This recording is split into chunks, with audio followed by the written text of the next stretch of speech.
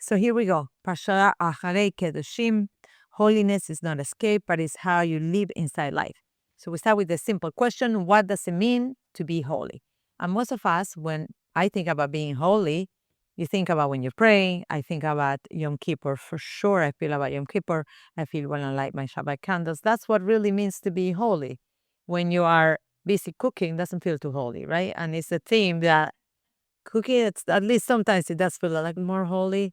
I don't know, ironing. Mm-mm. So the question, girls, is holy measured by the way I experience something? Is that really holiness?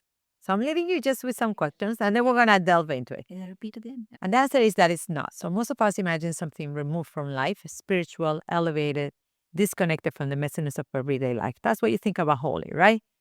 Some people in the secular world would think about a monk who is holy. But the Torah is now going in a completely challenge that. How so? Holiness is not about living life, living, going away, but it's about how you live inside life. It's not about being absent of physicality. That's not what holiness is. Holiness is when you're in the midst of the chaos and you feel godlike. That's actually holiness. And to understand that, the Torah takes us on a beautiful journey. And some of us did not realize that we have been in this journey for the last 5 weeks. Actually, the last 3 weeks, because 2 weeks the parsha was double. Okay. So what are we going to be doing today is going to be a little bit different. So first we're going to ground ourselves for a few minutes into what is the actual parshas of this week, Acharei and Kedoshim. What do they mean? And then we're going to go deeper from there. So let's ground ourselves. First, let's go the storyline, and then we will go deep. Because today's class is about a little bit different. We're not only learning what the Parshiot says, that you could do on your own. I always tell you, girls, read the Parsha. But we're also uncovering the journey they're taking us through this. So briefly, what is Acharei? What does it speak about it? If I were to tell you the main points, speaking about the death of Nadav and Avihu, which are the sons of the Cohen, Aaron, how the Kohen Gadol enters the Holy of Holies on Yom Kippur, which is a whole procedure. How does he get in? How does he get out? How does he wear? What does it have to be? What state does he need to be in order for that service on Yom Kippur to be accepted by Hashem? And then also an introduction about boundaries around holiness and relationships. That's basically, in a nutshell, what Acharei is going to be speaking about. The next parsha, which are being read together, is Kedoshim. And Kedoshim speaks about a command. It says, you should be holy. It's a commandment to us, be holy. Now, it tells you, be holy, and then it's going to give you, list a whole bunch of mitzvot. Which are the mitzvot? How to treat people, business ethics, speech, good speech, which we spoke about it today, honesty, and daily life behavior. And it's so interesting because it's literally going all over the place, right? Versus a few weeks ago, we had a parsha that was only about the service of the temple, right? This is like taking us in a journey. So at first glance, it feels like there's many laws, there are many details, and what's going on with the structure here. But today we're going to go deeper. We're going to see how these parshiot are part of a larger journey that actually began 5 parshiot ago. A journey that answers one single question. Very important questions. How does a person truly become holy, right? So we started the class by asking people how you feel holy, and we're going to end how to actually become holy. That's the end goal of today's class. So first we need some background. And I'm going to start going back for a few minutes to highlight some points of the different parshiot in order for us to create the storyline of how does a person learn to become truly holy. So in Parshat Shemini, there was a moment of incredible holiness. The Mishkan was inaugurated. We spoke about it in that week that the Mishkan, inaugurating the Mishkan means we're welcoming Hashem's presence openly in the world. It's a big deal, right? It's not like, obviously, opening a synagogue is super, but opening the Mishkan is a whole different level. And Hashem's presence now became revealed in this world. And right then and there, we have the story of Nadav and Abihu enter and they die. Why? Because they wanted closeness to Hashem, but in the wrong way. And a lot of times in our own lives, we need to think if our spiritual that we want to do is actually coming from our Yetzer Tov, our good inclination, or our Yetzer Hara, our evil inclination.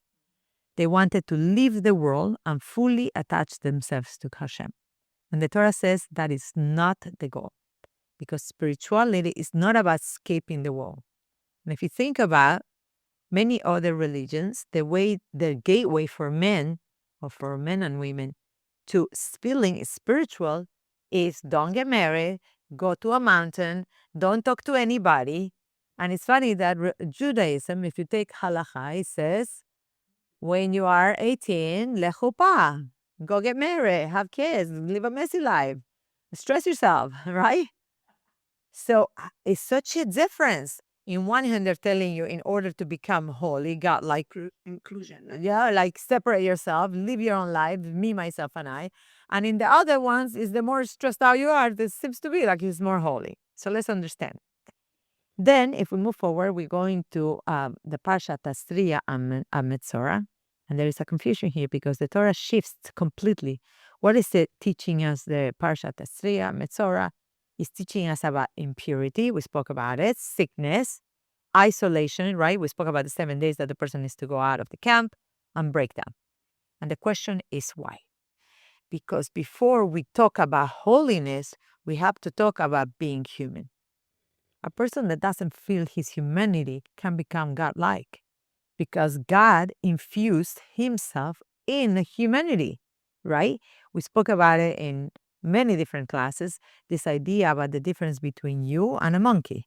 A monkey or any other animal on planet Earth was created, the dibur. Hashem said, let there be, whatever it is. And Adam, Hashem infused his neshama in us. He did CPR, right? I always say he did CPR. He created a body from earth, and he put his mouth on our nose and mouth, and he blew the neshama. It means that it's a whole different type of creation. It means that Hashem made man in his image. It means that we need to behave or act or think or speak in God terms. We need to make ourselves in the image of Hashem in every single act that we do. It's not only when I pray or when I feel really holy, but it's even in the messy parts of life. You wake up in the morning, you're like, right, have not away, and here you go, take halacha, it's telling you exactly what to do. Tidam, say modeh, go wash your hands. Don't talk to anybody. Don't touch the food, right? Wash up, only get dressed. So it seems that Hashem is harnessing the power of humanity through spirituality. So why? Because before we talk about holiness, we have to talk about being human. That's the last point we say. Now, things always will surface in our lives. We're going to be falling apart. We feel disconnected.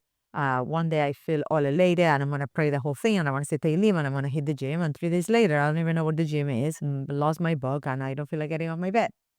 And we live in that wonderful place where we're always trying to go up and there is gravity always bringing us down. And when I mean gravity, I am not talking about physical gravity in the world, although I'm sure it has a play in it. I'm talking about the gravity that Hashem formed within us in the moment that we ate from Eitz Hadat, that Hashem allowed us to take in negativity into our psychic in order to entertain the idea that there is something different than Hashem, and therefore testing it at every turn and twist that we do. So far good? Okay. So now the Torah is teaching us that we must see it, we must face it, and we must fix it. Meaning that one can grow if he does not face yourself.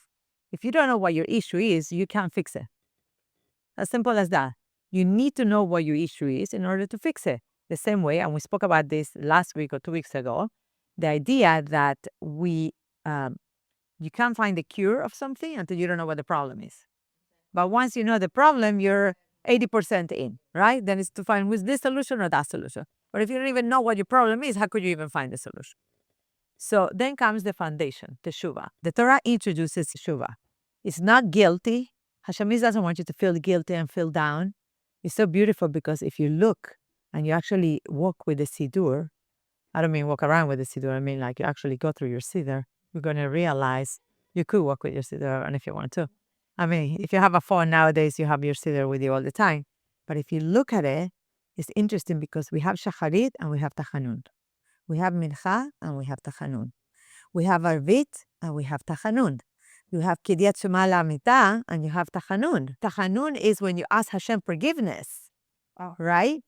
So why is Hashem making you Shacharit, Mincha, Arvit, and before you go to bed, He's telling you, ask forgiveness. And the reason is because Hashem doesn't want you to carry all your problems until you arrive to Yom Kippur and you can't even move. Hashem is touch and go. You made a mistake this morning? Lo siento. You made between Shacharit and Mincha, you messed up somewhere? Lo siento. Right? And you go on and on in that daily journey of letting go and creating that point of teshuvah. It's so interesting that it's part of your davening. Every single day, you are reconnecting with Hashem. And for those of you who don't know, there are certain prayers that are called complete prayers. How you know they're complete? Because each of the Pesukim start from Aleph to Tav. So we have a Tehillim 119 that starts from Aleph to Tav. We have Eshet Chayil that is also Aleph to Tav. We have Acharei, which is Aleph to Tav. And we have Tachanun. When you do the confessions, it's also Ashanu, Bagano, it's also Aleph to Tav.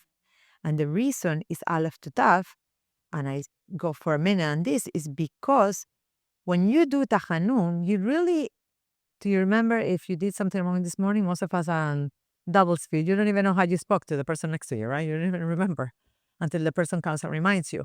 Or you don't remember, right? How did you give tzedakah? Did you turn on the light and show?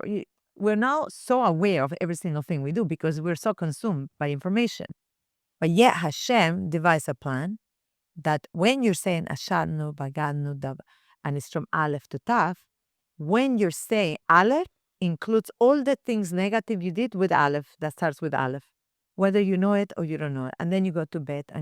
So by the time you finish with Tav, you literally just reconnected yourself with Hashem. And this gets done 4 times a day.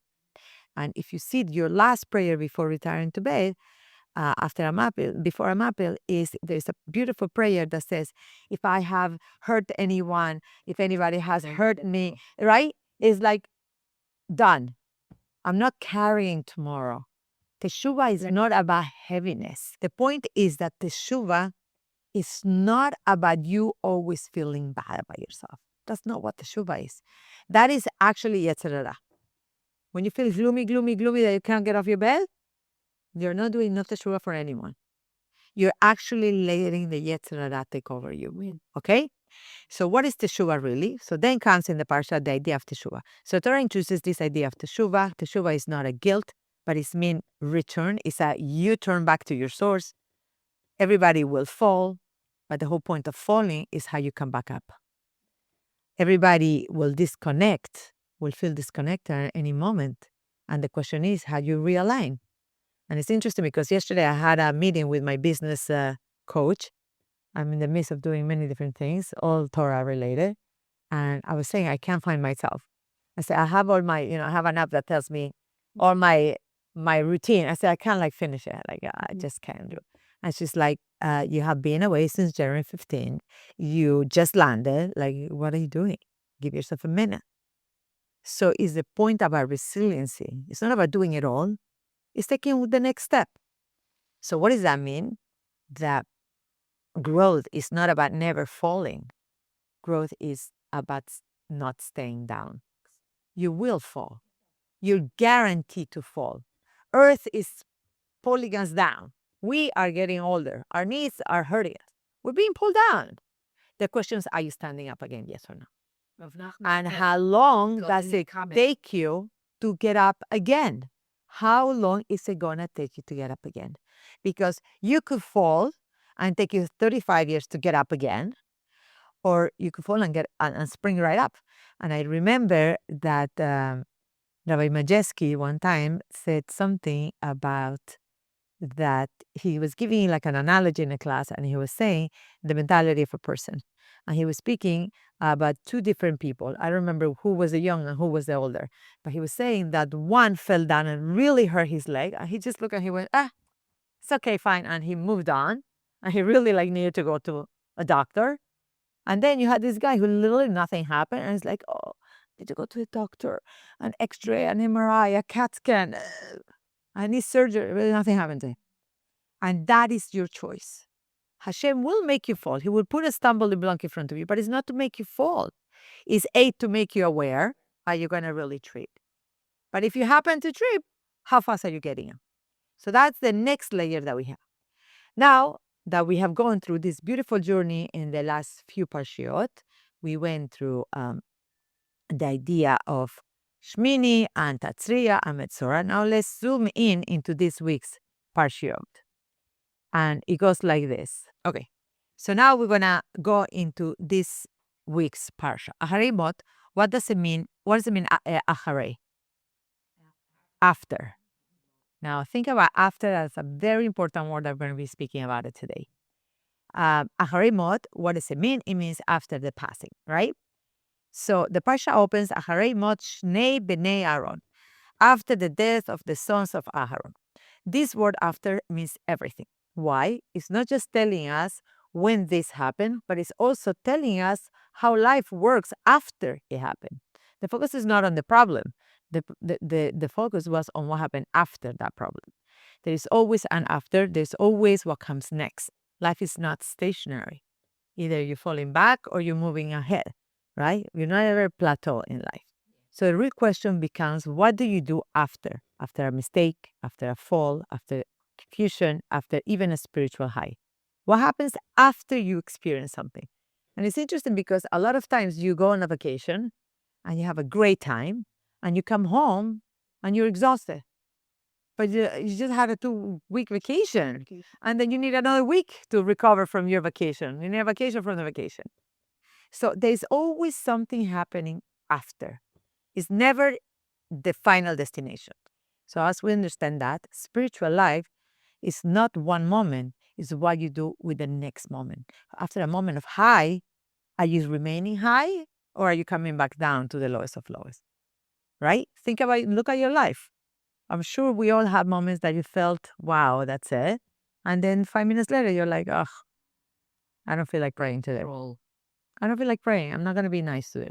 I can't hold my tongue. I can't, right? Any of the above. So what is the correction? Then we come and the Torah says, and we learn about Nadab and Abihu. Now, the Torah says, do not enter the sanctuary at all times. Meaning, not every spiritual feeling that you have should be acted on. Not every time that you feel spiritualized, should you go ahead and do it, right? If a mother wakes up in the morning and she says, I really feel like praying for 3 hours right now, and your baby's crying for 3 hours because he didn't eat, great for you that you wanted to feel spiritual at the stake of your poor baby, but that's not really spirituality. Taking care of that child, that is actually spirituality. So not every time you feel spiritual do you need to run with it. Just because you feel close, that doesn't mean that's right. And closeness must be aligned with your mission. Meaning that every time that you feel you want to be spiritual, you need to say, does that align with the place where I want to arrive? Does that align with what Hashem has for me? Does this really is part of the journey of my next step? And I could tell you that to me, that happens pretty much every Friday because we always have guests, Baruch Hashem, and it's very hard for me to create a safe haven just for my kids to be there because if people call me on Wednesday and Thursday and Friday, most of my family is going to say, yeah, come on over. And sometimes the answer is no. So is every spiritual endeavor right? Not necessarily. You need to see if that spiritual endeavor aligns with your life mission. And if it doesn't align with the end goal of what you want in your life, then it is not coming from the right place. So it's not about how spiritual one feels, but it's about whether that spiritual feeling aligns with the outcome. So now there are 2 types of escape, and this is really important. Now the Torah is teaching us something very real. There are 2 ways in which people escape life. We all have it, and we all have it in different times. One is spiritual escape upwards, elevate, I want to go higher. And it's, I just want to be in holiness and not deal with physical life, right? Is many, many times, I don't feel like doing the Costco or doing the laundry or doing the whatever because it's so physical. Like, I could give another Torah class in the time that I'm mopping my floor. But if I don't have a clean house, I'm not going to have the brain space to teach a Torah class, right? So it goes hand in hand. So one is about elevating. The second one is escape from difficulty. This is too hard. I need to go away from it. Like it's hard, I want to run into spirituality to avoid the physical world. These are the two different ways. Procrastination also. It could be procrastination, that's true. And here is the key. Not all spirituality is a real growth. Sometimes it's just escape. Okay? So now the Torah answers. The Torah says, don't leave the world, stay in it. Even when if life feels messy, when you feel broken, when you feel uninspired, you please still here. Meaning that we're not here to escape life, but we're here to refine life. So when something is happening, or when you have an experience, is how do I take that experience into my service to Hashem, whatever that might be. And here comes the idea, brings the idea of Yom Kippur. The Torah now introduces this idea of Yom Kippur. Now, I'm sure you all have experienced Yom Kippur. You all have had those moments where you feel totally spiritual, and you have those moments where you feel completely hungry. And you're like, okay, what is it? It's still 375 pages to read, like, by the time I hear Nehila, right? We have this duality to ourselves, right? And as much as we try not to think about the food, at the end of the day, you're human, right? But then the Torah introduces this idea of Yom Kippur. What is Yom Kippur? It's the holiest moment, is the holiest place with the holiest person, the Kohen Gadol, at the holiest time. So it's Yom Kippur, the Kohen, in the temple or the Mishkan. But what happens? He goes in, and then he has to come out. Do you ever hear about the Kohen staying there forever and ever? No. It was a chick service. He went in, he did what he had to do. Not a second more. He had to come out. Some he didn't come out. But what was the point? The point was to go in, hopefully in the right level, so you actually will come out and not to have to be dragged out. Yeah. So he goes in and then he comes out. Why? Because the goal is not to stay spiritual. The goal is not to become an angel. Hashem doesn't want monks. He doesn't want that. He doesn't want people, obviously Leavdil, but he doesn't want people who are going to be disconnected from planet Earth. He doesn't want that. If he wanted that, then he wouldn't have to have bothered to create the Eisadat, to create the Nachash, the snake, to create Adam and Eve in a way that they ate from the Eisadat and to send them out. The whole point of sending him out was that he didn't want spiritualized beings. He wanted what we call in Spanish, hombre de carne y huesos, a human being who feels, who has issues, who is messy, and to find godliness in that place. Man of flesh and blood. Flesh and blood, there we go. Why? Because the goal is not to stay spiritual, but the goal is to return to life better. So spiritual highs are only preparations. It's not really your destination. Spiritual highs are preparation. Right. And that's why when you finish to pray, you're not supposed to just pray, okay, exercise, check, breakfast, check, run, check, call my friend, check. Pray, check. It's not part of your chores. You're supposed to come out of the prayer as a different being than the one who went in. It's hard, but there are moments that Hashem make it so obvious, right?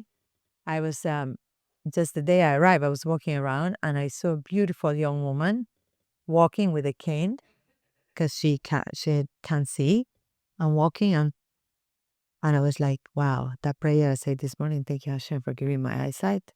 Wow. Thank you Hashem for giving my eyesight. It was the day that was gorgeous outside, right? Wow. So prayer, now we're talking only about prayer, but spirituality is supposed to, holiness is supposed to transform you into a different being. You're supposed to become more and more godlike. It's about entering, taking it all in, and coming out different, elevated. So now that we understand this, now we could get into Parashat Kedoshim. What does it mean to be holy? So we say Acharei means what happens after, means I'm going to holiness and I'm coming out in a higher level.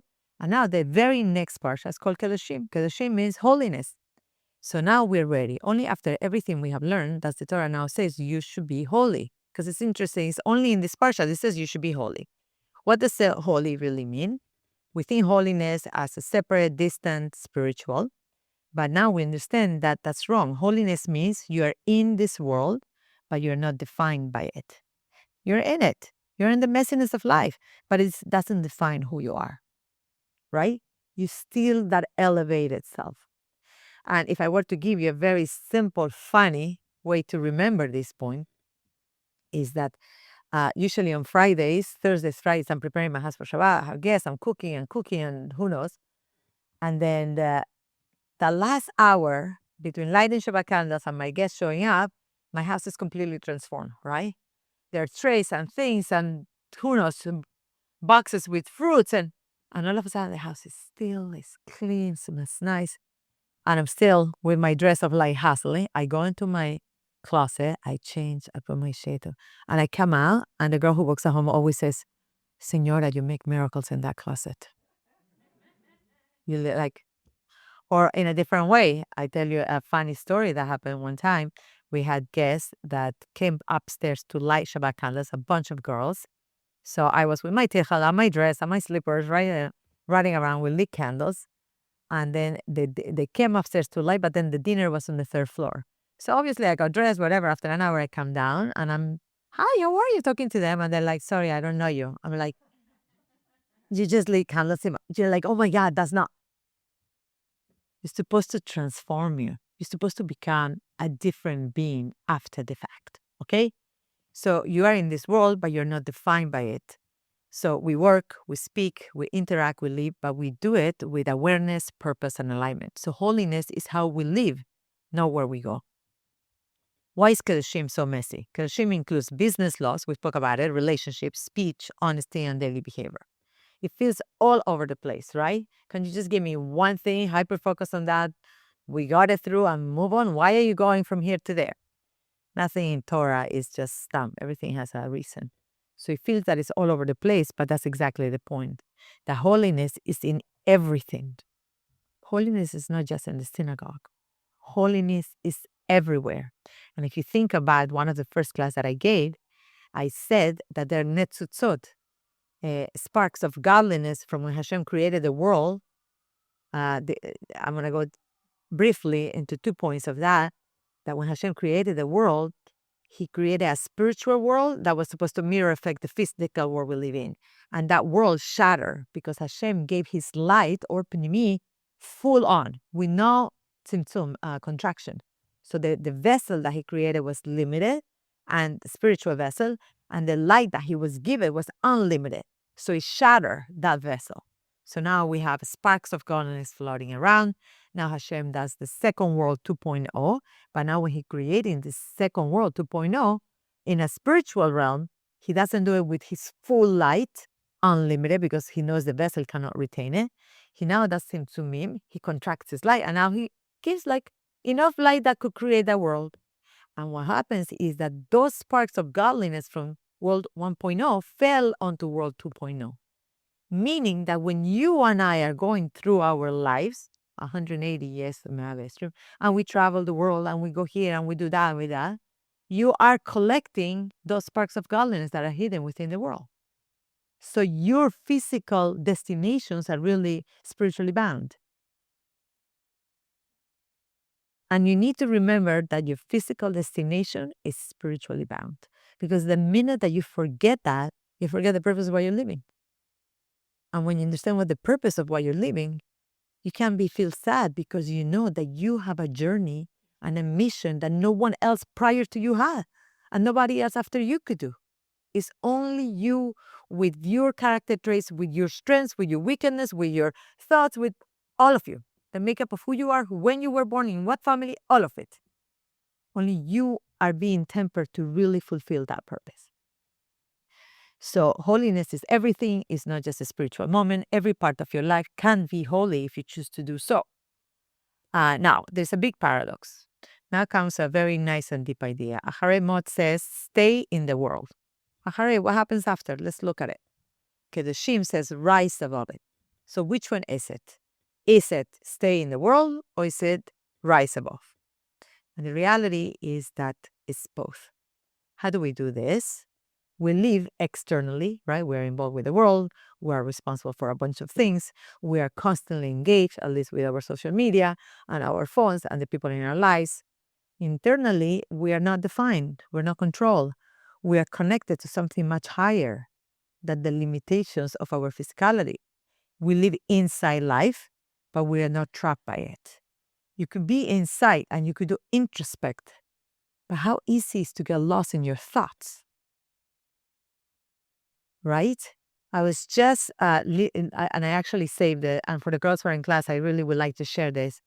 I saw this idea that how easy is to get lost in your thoughts. And when you're so lost deep in your thoughts, you can't even get yourself out of it. You need someone from the outside to yank you out, Yeah. right? So are we supposed to live within internally? No. We're supposed to wander internally a little bit, but it's only about transforming the external. So we live inside life, but we're not tried by it. Because true holiness is living in the world without being consumed by it. Living in this physical world without being consumed by it. So this is our mission. This is not just self-growth. This is why we're here on planet Earth. We're here to take real life. We're here to elevate life, and we're here to transform life. We're here to take life, to elevate it, and transform it. We're not here to run away from it, even if it feels difficult. You could always hire somebody out to do a part of your life, like me and my paperwork, right? But the deep is for you to be held, because by you holding onto it and by you working with it, you're actually elevating it and transforming it. And that's the point. So now I'm going to go into the full journey based on the Torah, and it's beautiful. Now we understand the full journey. In Parsha Shmini, it was all about wanting to escape.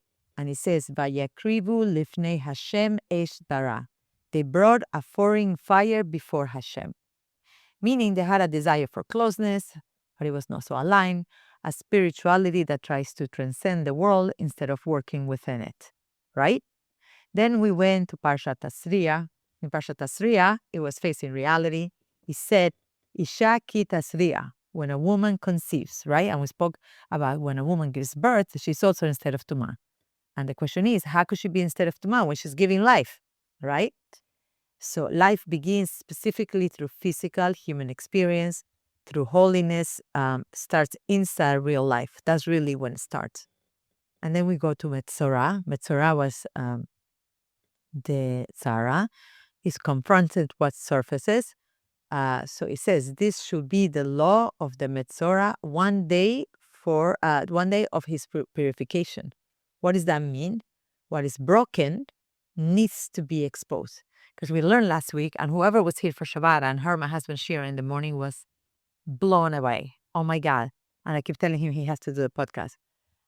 It was, I hope he's going to give me the notes. It was incredible. And he was saying that we touched on this is the idea that when something was broken within spiritually, Hashem will give you warning signs. He will show you some interesting things on your wall, right? Some mold growing on your wall, right? Absolutely true. And Hashem was giving us this mold to wake you up to say, hey, not mold, leprosy, right? But he was giving you a sign because Hashem doesn't want to punish you directly. He wants to say, hey, look, I'm here. There's something you got to check. And if you didn't deal with it, what happens with mold when you don't deal with it? It's up your house, right?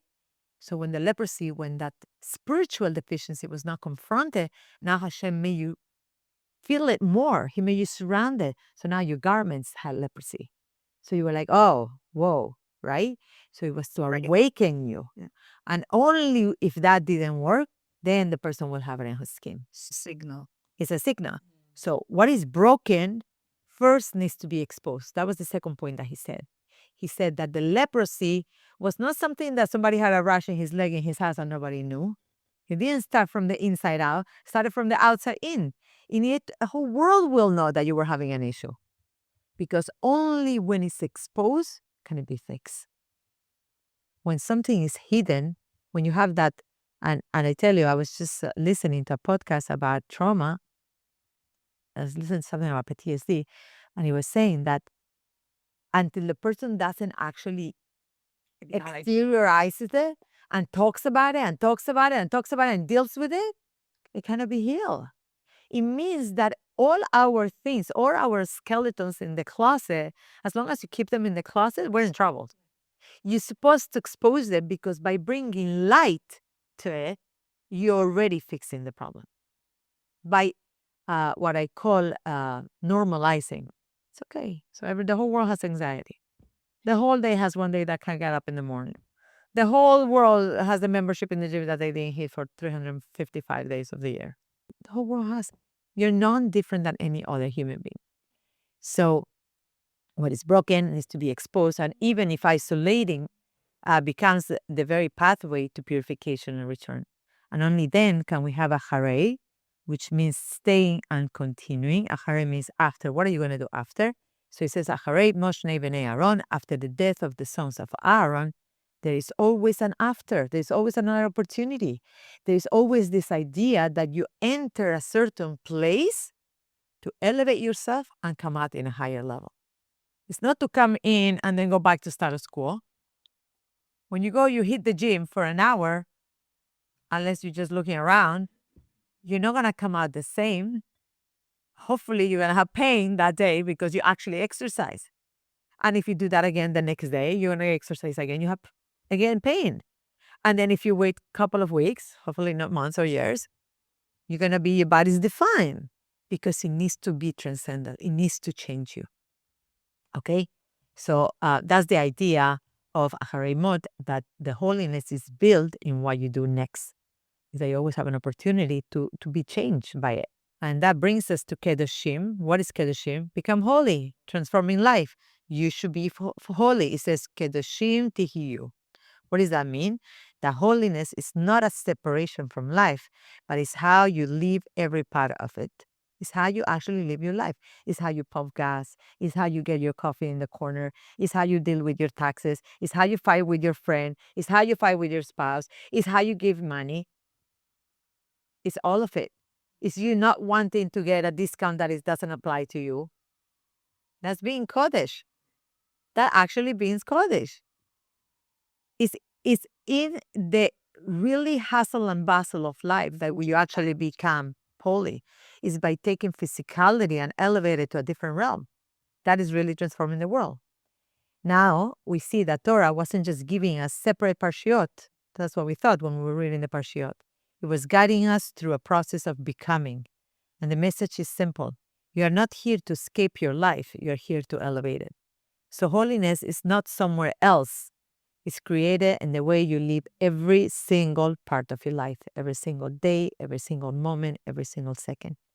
And that's what I want to leave you today with. And for us to always constantly think, now that we have the journey, we touch into so many different points. Teshuvah, how do I really do teshuvah? When I'm beating myself up for 6 days, that's not teshuvah. That's Yetzer Hara. It's about entering the realm and coming out higher in any physical, spiritual, and even psychological way. I hope you girls enjoy the class. It was such a beautiful, beautiful journey. I was reading, I'm like, this can be, like, this is just amazing. Hope you girls enjoy, and I look forward to next week with Hashem.